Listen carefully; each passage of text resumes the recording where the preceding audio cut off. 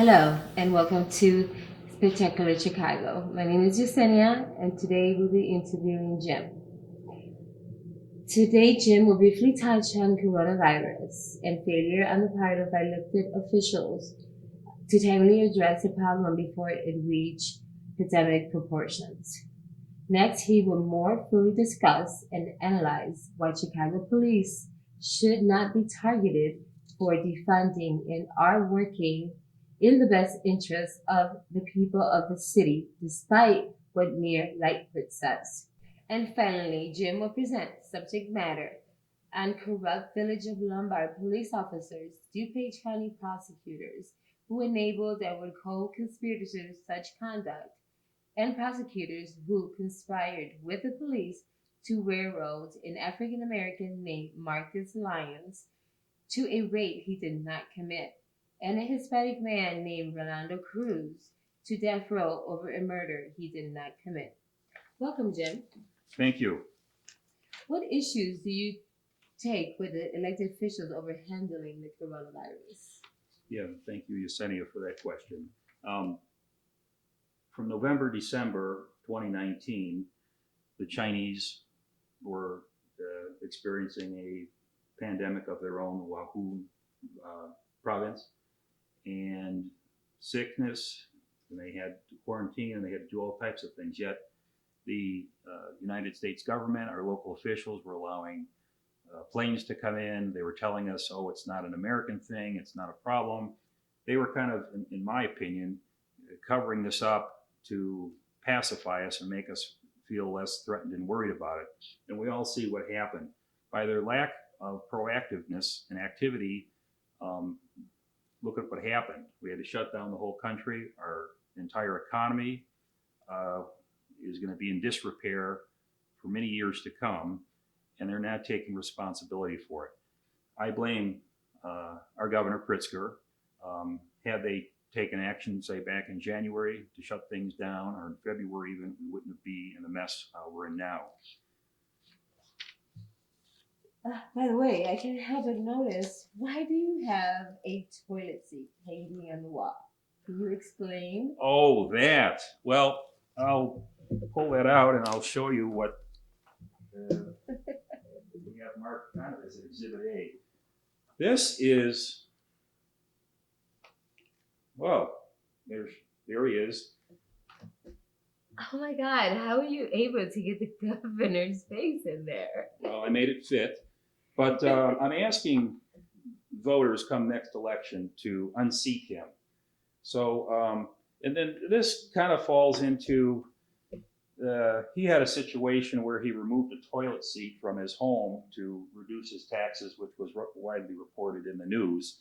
So I think this is that toilet seat, and he should have just told everybody, hey, I just reused it to hang my picture.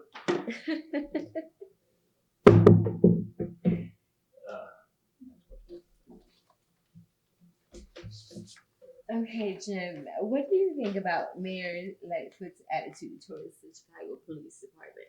I constantly hear Mayor Lightfoot saying this officer should be fired, that officer should be fired. Incessantly, almost daily, she's making complaints about the police department. These guys and our officers are having to deal with looters and rioters and to protect us, and she's not doing her part.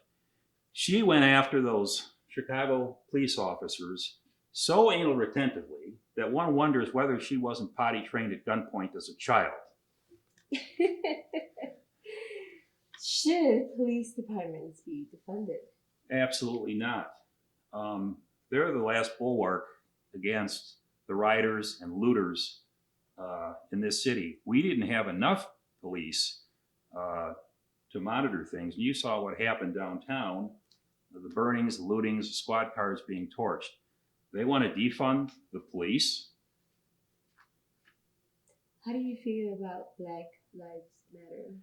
I think it's not inclusive enough. It's all lives matter. If you think about it, all lives matter. And that probably should be something that Black Lives Matter groups be more inclusive. I mean, it works both ways. Why do you think that the police are not the total problem? I'm so glad you asked me that question. In the judicial system, let's take a stool. It takes 3 legs to hold up the stool. And on that stool, each leg, one is represented by the police, the second is represented by the state's attorney or the prosecutors, and the third is represented by the judge or the judiciary. The 3 of them work together. Without the 3 of them in the system, the chair doesn't stand.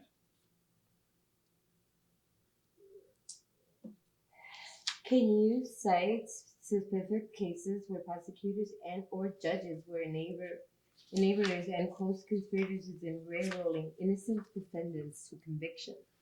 Yeah, I think a case that stands out, death row, George Ryan, one of his last executive orders before he left office was to clear death row. In DuPage County, we had a group of prosecutors that railroaded Rolando Cruz to death row for murder that he didn't commit. And as it turned out, those prosecutors, some of them became judges, hid evidence. When somebody else admitted to the crime, they didn't present that information to the judge or the court. And this man stood on death row for quite a long time for something that he didn't commit. I'm going to read some excerpts from the prosecution trial in DuPage relating that. And this is from Maurice Posley and Ken Armstrong of the Chicago Tribune, dated January 12, 1999. For those who wish to look it up.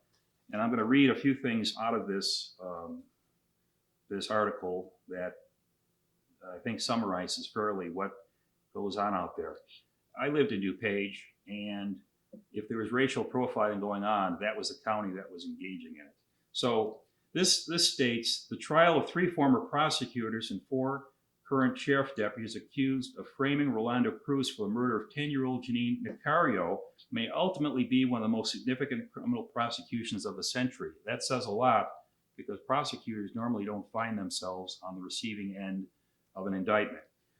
Both in scope and nature, the case against the prosecutors and detectives is virtually unparalleled in the history of American jurisprudence.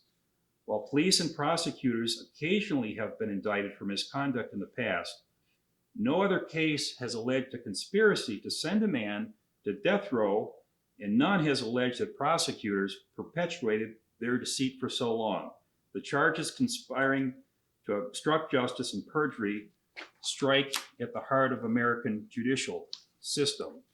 So I'm going to read a few other things from the article that I think are relevant as it relates to racial profiling, what goes on.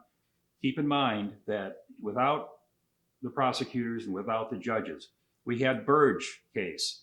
How did all of those cases that he tortured the defendants to confess, how did that get through? The prosecutors went along with it. They allowed it. They permitted it, and they prosecuted and sent those men to jail. So folks out there on Black Lives Matters and those protesting, you're missing the point. It's not the police only. The police, when their conduct is ratified, they think they can get away with it, and they'll do it. So we should be focusing attention on the prosecution and the judiciary. And I'm going to read a few more comments. And there's a quote in the same Tribune article, and it says, "There is enormous burden to prove prosecutors did something bad," says Gerald Houlihan, a Miami lawyer who in 1980 took 2 prosecutors to trial in Rochester, New York. "It's damned hard," he says. "There's a tremendous presumption in favor of prosecutors. Jurors tend to disbelieve anybody who says anything bad about a prosecutor." As a federal prosecutor, Houlihan assessed the 2 New York prosecutors of conspiring with sheriff's officials to hide evidence and persuade witnesses to lie against organized crime figures. So, and he continues, it's one thing to prosecute the bad guys for doing bad things, Houlihan states. It is totally different to prosecute good guys for doing bad things. And the outcome of this, for anybody who wants to Google it, was Rolando Cruz was acquitted, and all those prosecutors that were involved in the case, including sitting judges at the time, were prosecuted. And however, acquitted because DuPage County jurors couldn't believe that their prosecutors and sitting judges could engage in such conduct. But the fact was there, it was before them in black and white, and they acquitted these gentlemen and didn't give them the justice that they deserved. And then finally, there's a final quote. Larry Marshall, who was a Northwestern University law professor at the time, he led the defense team for Rolando Cruz, and he basically, one by one, proved that all those witnesses in the case and those prosecutors were just plain flat out lying. And he also stated, we generally condone a great deal of misconduct when we think it serves ultimate ends of justice. That's the attitude that has to change. Many players in the system, judges, defense lawyers, prosecutors, know some of the stuff that happens, but nonetheless tend to turn a blind eye. We have to go after those guys who don't report on others that are engaging in such unfortunate conduct. And then it goes on. There's feelings that this is how it works, that it's legitimate to bend the truth sometimes when you're doing it with, quote, the greater good, and quote, in mind. Prosecutors just don't prosecute prosecutors, he adds. We don't ask people to investigate their own family, and prosecutors are like family. And that's the rest of this Tribune article by Maurice Postley and Ken Armstrong, dated January 12, 1999. There's another case in DuPage where former prosecutor Catherine E. Creswell, who was since elevated to chief judge of DuPage County, and I think she's now retired, and her assistant prosecutor, Joe Burkett, who you may know that name, became prosecutor of DuPage County and has since been elevated to the 2nd District Appellate Court. So when they were prosecutors, they railroaded Marcus Lyons, an African American, to a rape that he didn't commit. And when they were, that became a federal case entitled Marcus Lyons versus Village of Woodward, 08 CV 5063. And I'm just going to show you a cover sheet of one of the transcripts that I obtained before it went to trial or before it was adjudicated.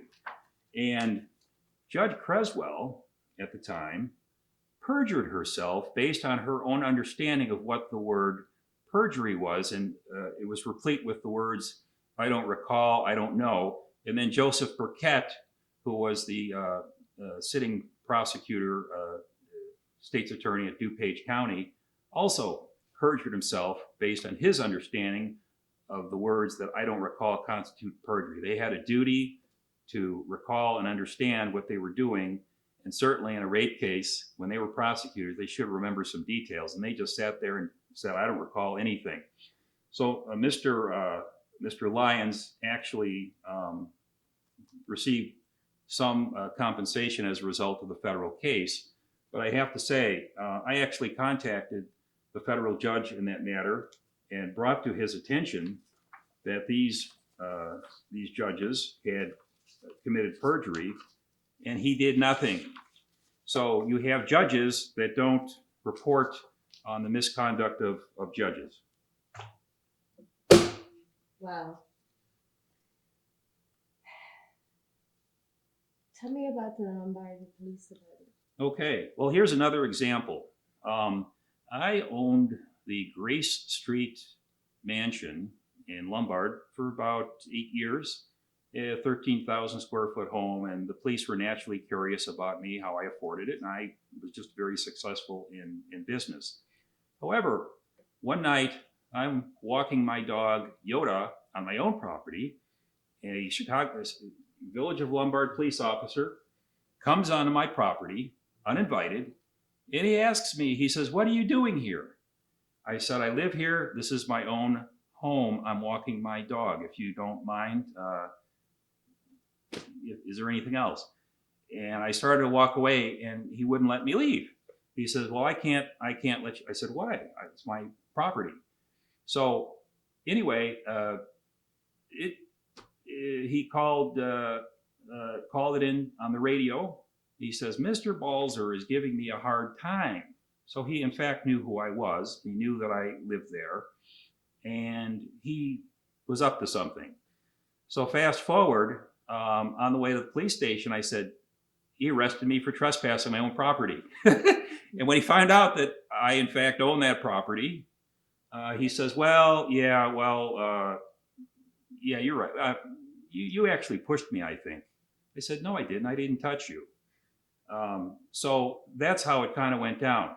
So I went to trial, and at trial, the jurors didn't believe him, but it ended up in a hung jury because I think at the time we had the Bulls playoff games, and the jurors wanted to get out of there and go watch the Bulls playoff games. So Judge Carrie Pierce, who is now teaching at the College of DuPage, presided over that trial.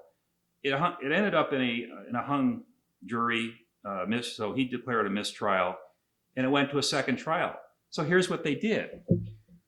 They called in another police officer, Angela Lawson, who's still employed by the Village of Lombard, and she's making, I think, $150,000 a year with benefits. And her fellow officer, I believe it was Paul Navarra, who confronted me. He's now lieutenant with the Village of Lombard. So the prosecutor handling the case, Christine Cody, who is now, could it be, a sitting judge in DuPage County, completely changed the story and railroaded me. And it was such that you have several officers that the jurors want to believe. People want to believe the police. And I ended up with a conviction. Now, Judge Pierce, unfortunately, he presided over both trials. He should have stopped the BS. And I made it apparent, and I told him, I said, "Judge Pierce, this officer wasn't there. She's testifying. It's subordination of perjury, and this is what Christine Cody did, and she's there." But here was the bigger problem. While they were sitting there harassing me at my home that evening, another crime was underway. A good friend of mine, Colette Barron, had an order of protection against her estranged ex-husband, who used to sit there and come into her home, hide in the attic, and then sometimes sexually assault her. And when I, as part of my preparation for the trial, subpoenaed the police radio transcripts. In those transcripts, it turned out that there was a police chase where there was a gunshot heard at her home. The police didn't properly respond, and he drove away right in front of the police with a SUV with a small engine, and the cops had like 350 cubic inch Chevy Caprices at the time. He got away, went to Wisconsin, and killed her. Now, these police officers, while they're harassing me, weren't protecting the community. So the police gave statements to the newspapers about it. And after they made their statements, I presented those police radio transcripts to the Daily Herald. Now, this is kind of small to fit on this, and we may make PDFs available to anybody that's interested. But essentially, after I presented the copies of the tapes, the police radio transcripts that the Lombard Police Department didn't know that I possessed, it was quite a different story than what they gave. And it clearly shows that the police didn't know what they were doing. They let the killer of Colette Barron get away. So that's one example. So they weren't very happy with me in that account. Why did the Lombard Police Department use a SWAT truck to arrest your neighbor for prostitution? Well, that's the thing. They have a SWAT truck, and these are gung-ho, macho police officers. And all the poor woman was doing was trying to support her family. Her husband was in a wheelchair, and she was doing some things on the side to support him. So I'm coming home, and I see this SWAT truck sitting there in her driveway. And, you look like, bomb squad or something really bad happened. It's a prostitution bust. So I went to her and I approached her. I said, "Hey, I'm Jim down the street. I've had some run-ins with these guys. What's going on?" And she told me that, I was arrested for prostitution. I said, "Really?" I said, "Did you know that Sergeant Glennon, Chief Kutsky of the Lombard Police Department, and several other officers were on trial for sexually harassing a female police officer?" And that was entitled Murray v. Kutska. And I'll show it again, number 95C1921. So what I did is I said, "They're on trial now. Do you want to go watch the trial?" She says, "Yeah." So I had her go into the courtroom with those police officers sitting at the defense table. And she shows up and their mouths dropped. And she twinkled her fingers at them. And she says, "Why didn't they just call me instead of harassing the female police officer?" Were many of the same Lombard police officers who made that arrest subsequently on trial themselves in federal court for sexual harassment of a female police officer? Yeah, Did you attend the trial? Yeah, and that's the one. That's the one that you just previously. Yeah, that's the one we were just talking about, Okay. and you know the result of that. So while the Lombard police were harassing you and not their job protecting the village and harassing you for walking your dog on your own property, what unfolding or future crime were they not paying attention to? And is that relating to your friend who was killed by the offender? Yes, and that's exactly an example of what when the police try to harass somebody, they're not paying attention to other things. To an actual crime. Yeah.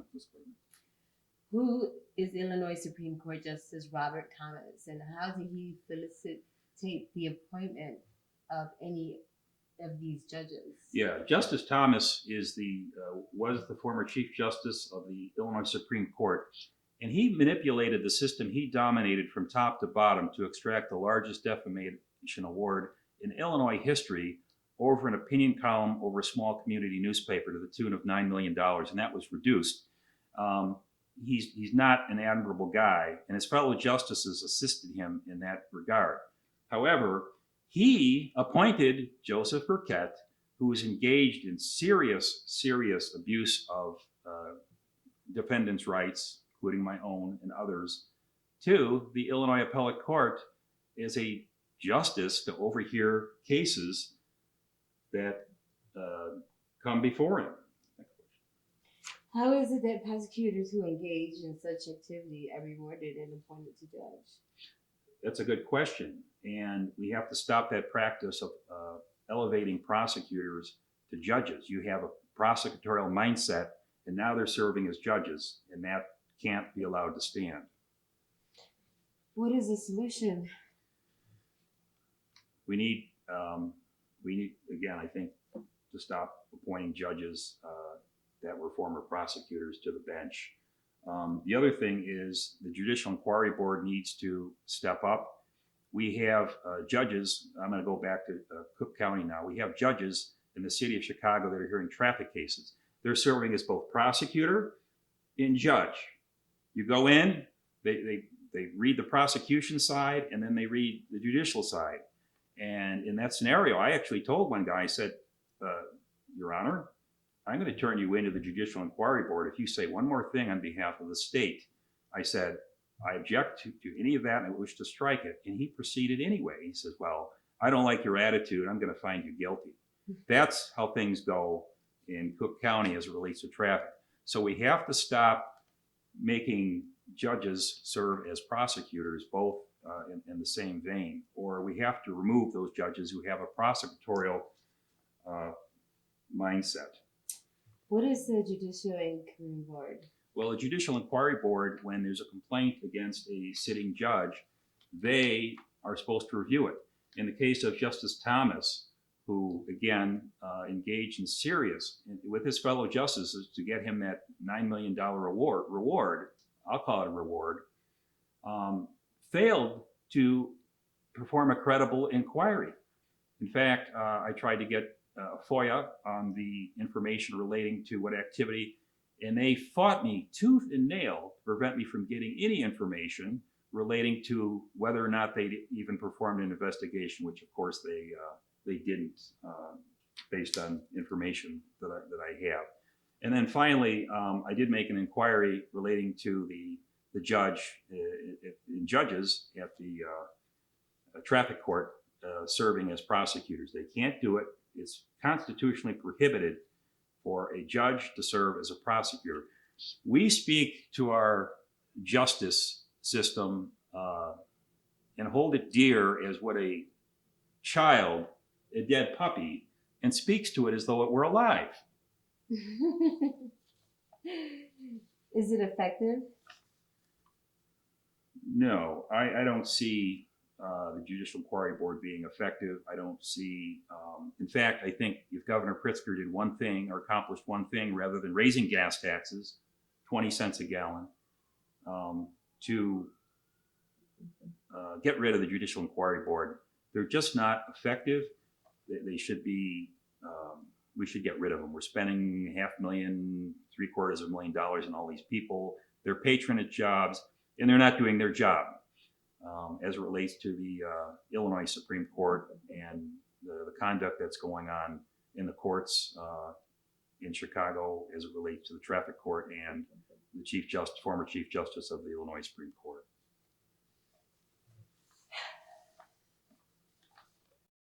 We're done. Well, thank you, Jim, for informing us on information that we probably would have not known. Yeah, and I'm going to leave you all with a picture of Governor Ryan, former Governor Ryan, and Governor Blagojevich. And as you can see, Illinois is no longer the land of Lincoln. Abe Lincoln was honest. I can't say that the system is Abe Lincoln-like. It's not the Republican we used to know. And I'll say Illinois is no longer a land of Lincoln, but it's where our governors make our license plates. And thank you for your viewership. And thank you for watching. This is Yesenia from Spectacular Chicago.